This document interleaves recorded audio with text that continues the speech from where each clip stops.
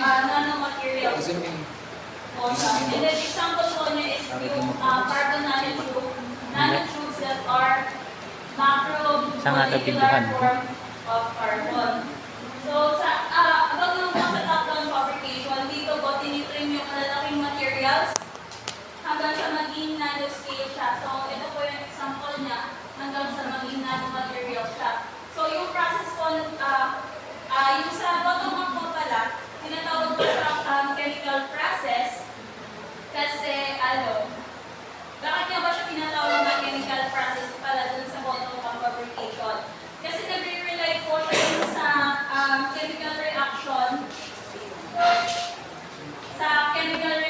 which tulad ng self-assemble. So sa bottom-up fabrication naman po, tinatawag na physical process kasi pag gumagamit siya ng mechanical, thermal o photophysical forces tulad ng lithography. So yung example niya po is yung nanowires can be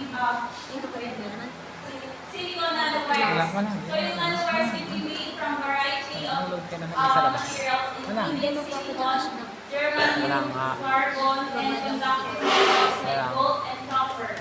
They can be produced by top-down or bottom-up approach. So sa nanomanufacturing po,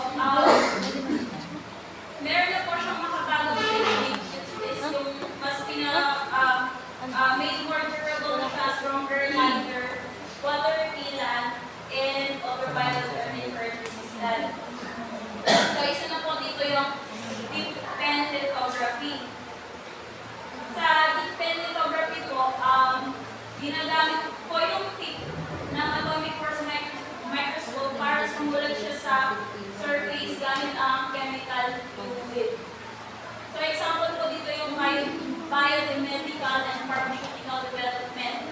DPN can be used to create biological non-arrays which can screen for targets like HIV-1 in serum sample. So yung next naman po, yung self-assemble. So sa self-assemble po, gusto siya ng aayos ng